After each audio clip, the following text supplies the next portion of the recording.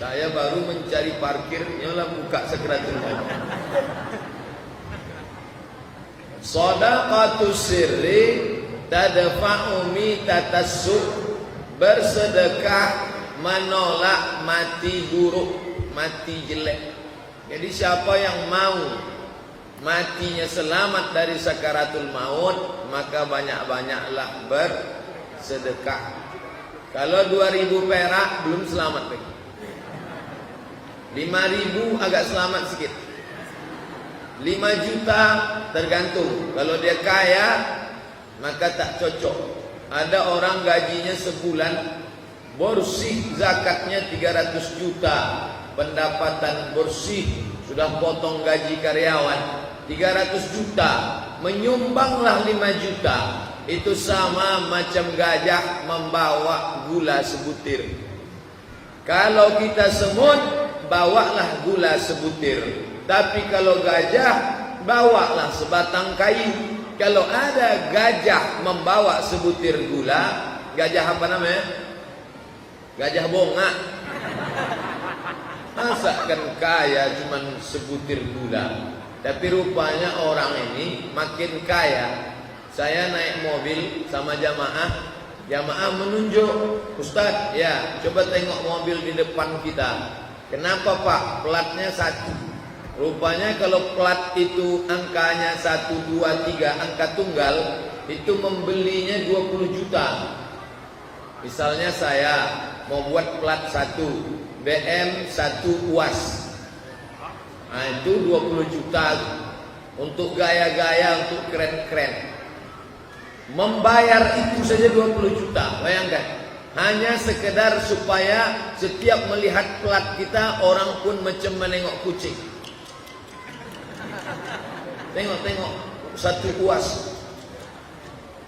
Nah, saya gratis dikasih orang Aceh BL 1 UAS. Platnya aja, motornya tidak. Dibawa ke Riau tak laku.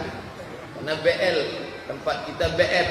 Hanya untuk gaya-gaya mau orang bayar 20 juta. Tapi untuk menolak mati buruk, mati jelek, asal disebar kotak, lamalah membuka dompet. Kenapa? Mencari pati murah. Manolah pati murah. Asal nampak Bung Karno sama Bung Hatta, meleleh air mata, nangis sedih. Diajak Ustaz Edi Azhar muhasabah. Ya Allah, dosa kami begitu banyak ya Allah. Harap menangis. Giliran lewat kotak wakaf, barulah menangis. Menengok duit keluar dari dompet tadi, memang sedih Pak Ustaz. Minta masuk surga bolak-balik. Wa adkhilnal jannata ma'al abrar. Ya Aziz ya Ghaffar.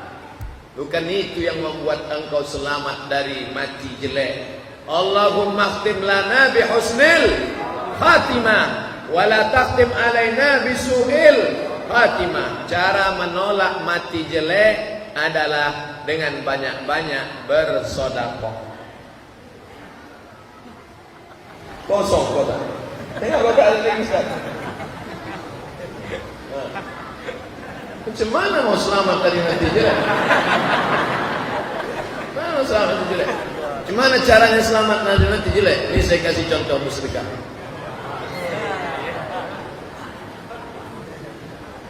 Lupa ulama dompet.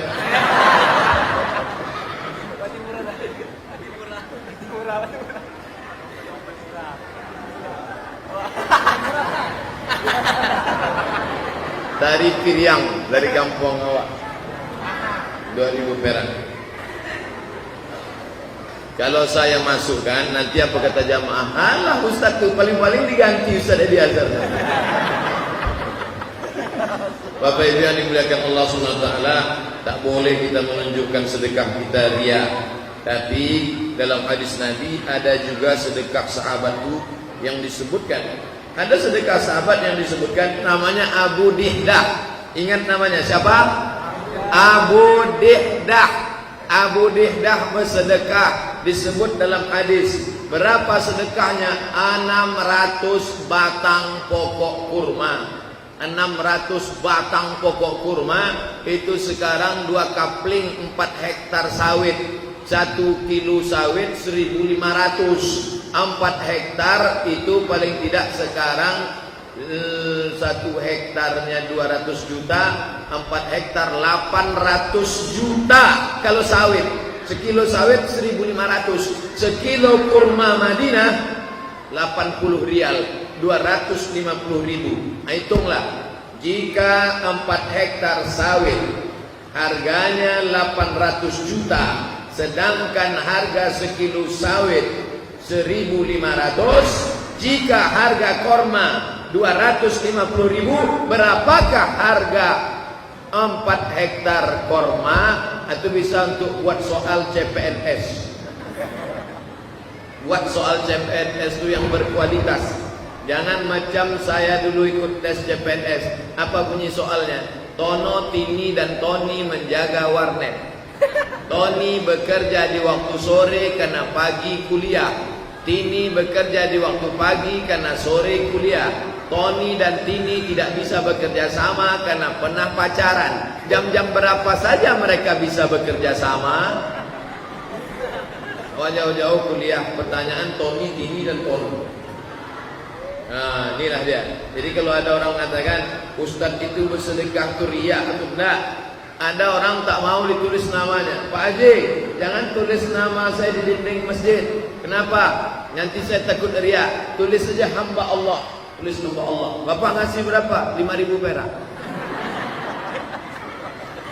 Sudahlah hamba Allah, 5.000 perak.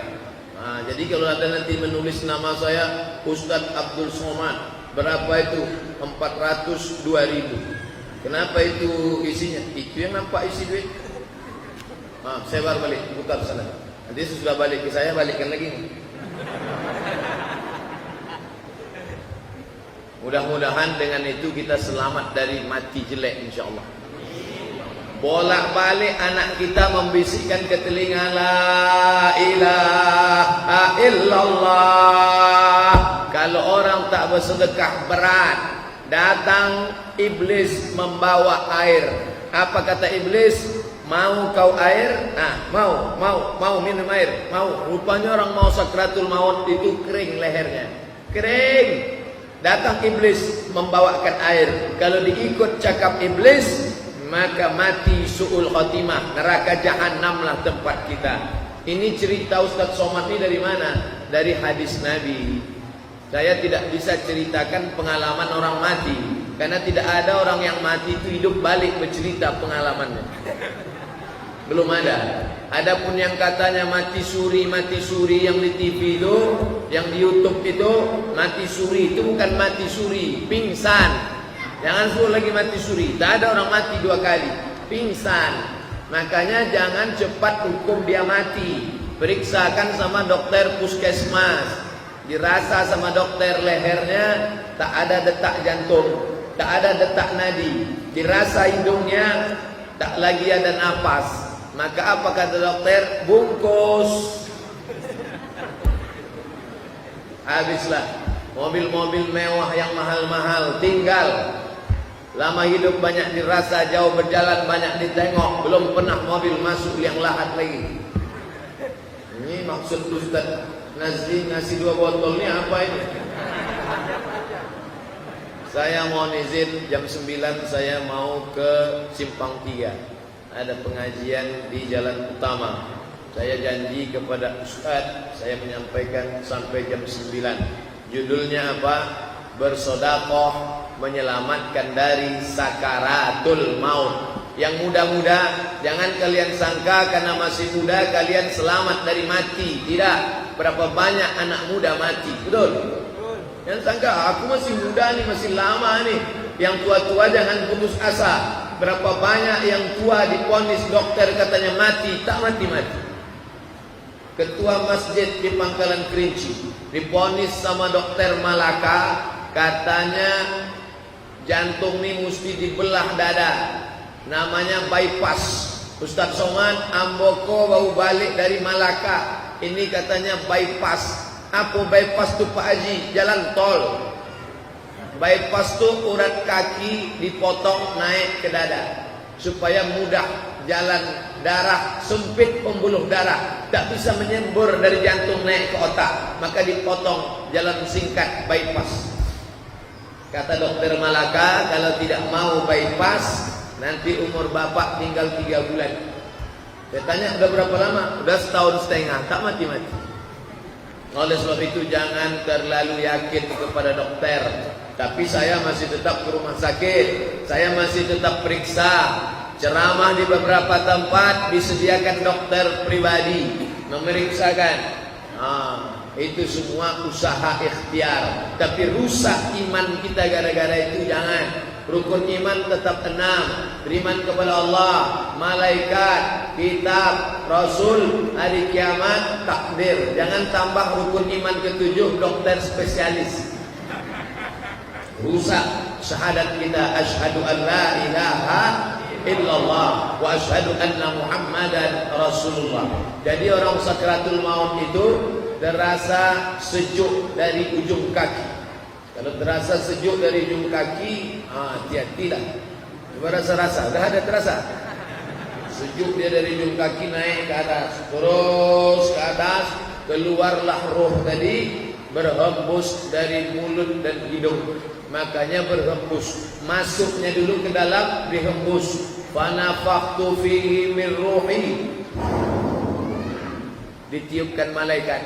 Makanya dia disebut dengan roh. Roha ya ruhu, roh ditiupkan. Fanafakhtu fihi, nafakha, aku meniup. Orang yang meniup trompet, buk namanya, tanduk kerbau, buk itu ditiup.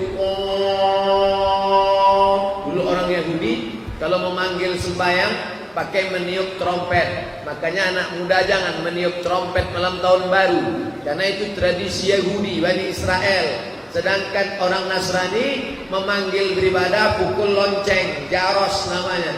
Orang Islam tidak pukul lonceng, tidak tiup trompet, tapi melalui panggilan hayya 'alas shalah.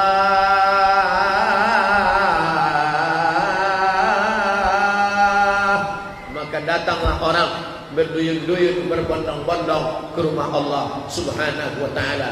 Apa namanya?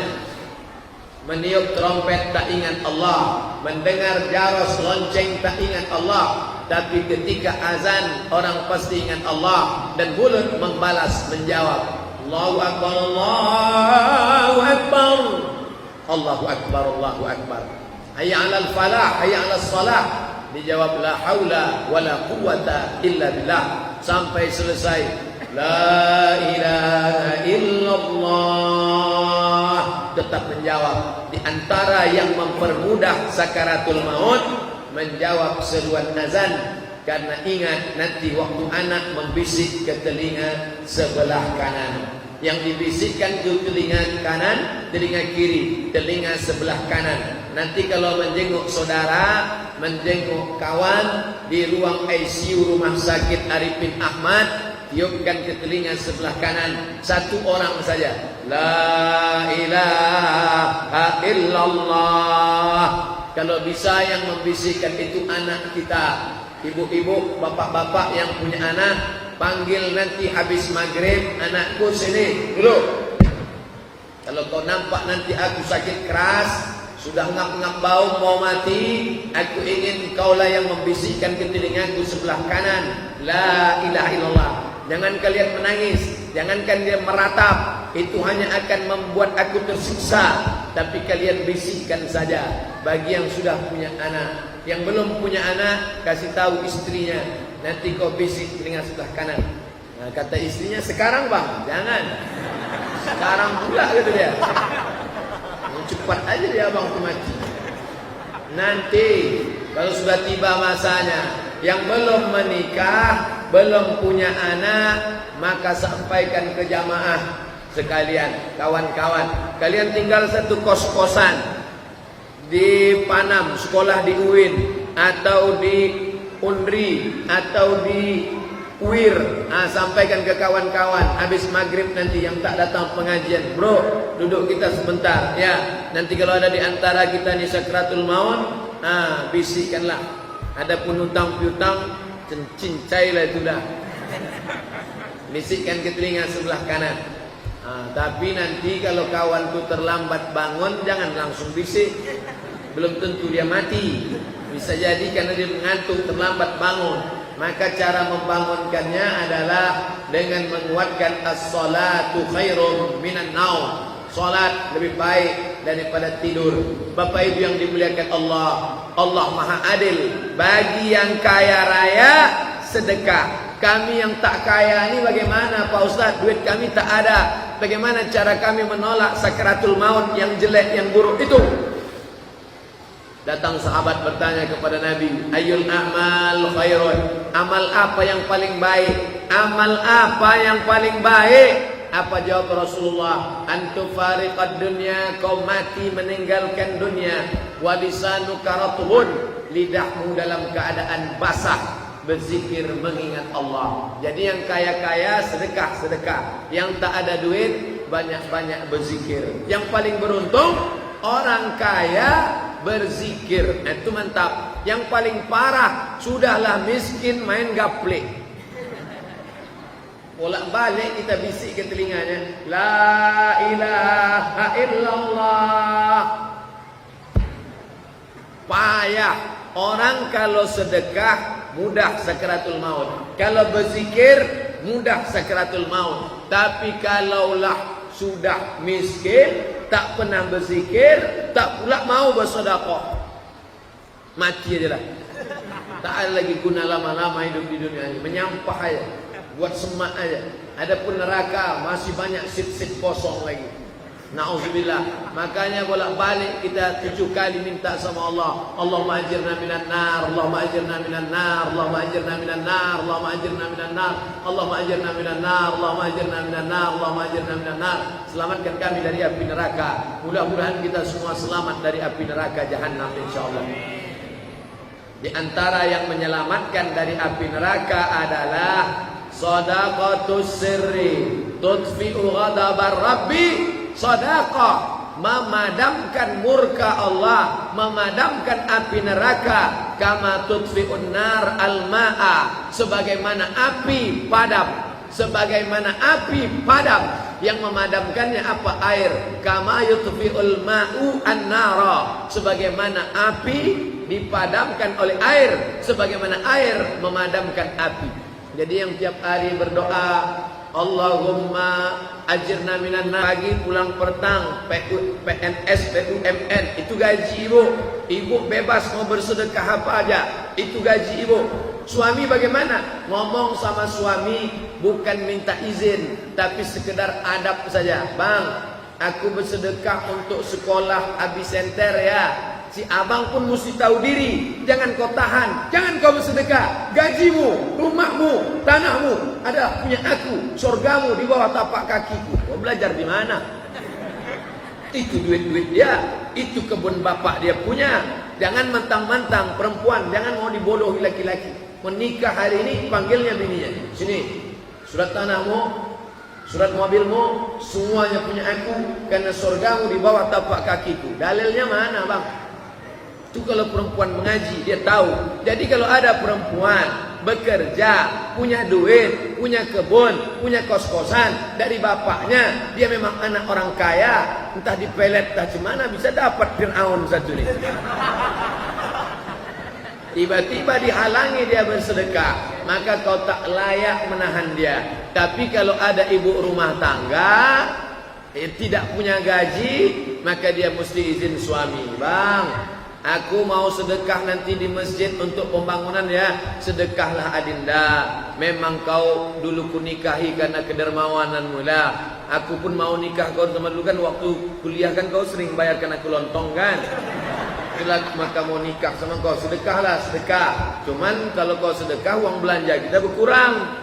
Oh jangan lagi itu bang. Nah ini harus ada musyawarah. Jadi beda antara uang suami dengan uang yang diperoleh dengan pendapatan sendiri. Tapi insya Allah kalau suaminya baik, maka insya Allah dia akan menolong istrinya. Istrinya baik, al-mar'atus salihah, perempuan yang salihah, tu'inu ala imanihi, menolong iman suaminya. Nah, jadi kalau kita dipoto pura-pura tak tahu aja.